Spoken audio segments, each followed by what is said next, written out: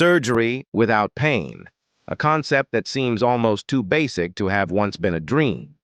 But before the mid-1800s, this was not the reality for most people. In ancient times, civilizations from Mesopotamia to Egypt used herbal remedies to dull the pain of surgery. The Sumerians, for example, cultivated the opium poppy as early as 4000 BCE for its pain-killing properties. Other cultures used plants like mandrake and henbane, as well as alcohol, to help induce a stupor-like state during procedures. Surgeons also employed physical methods to alleviate pain. One of the most common was carotid compression, a technique used by the Assyrians and Egyptians where they would pinch the carotid artery in the neck, just below the ear, to cut off blood flow to the brain.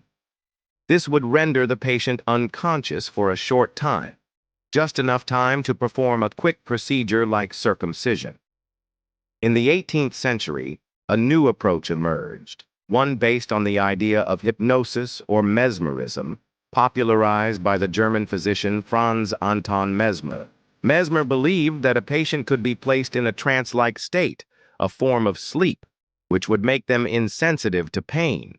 But the true revolution in anesthesia came in the 19th century with the discovery and application of inhaled gases. The first of these was nitrous oxide, or laughing gas, which was first synthesized by the English chemist Humphrey Davy in 1799. The next breakthrough came with ether.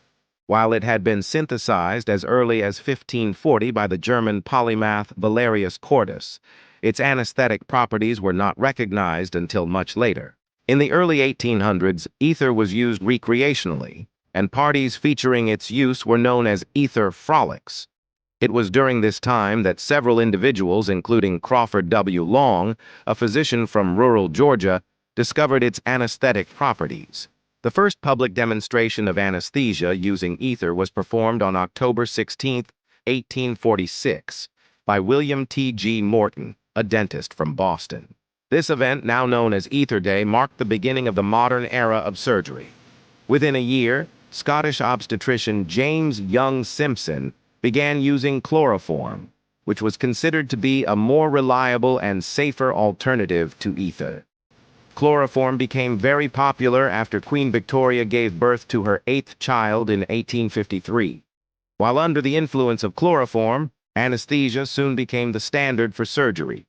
Intravenous anesthetics.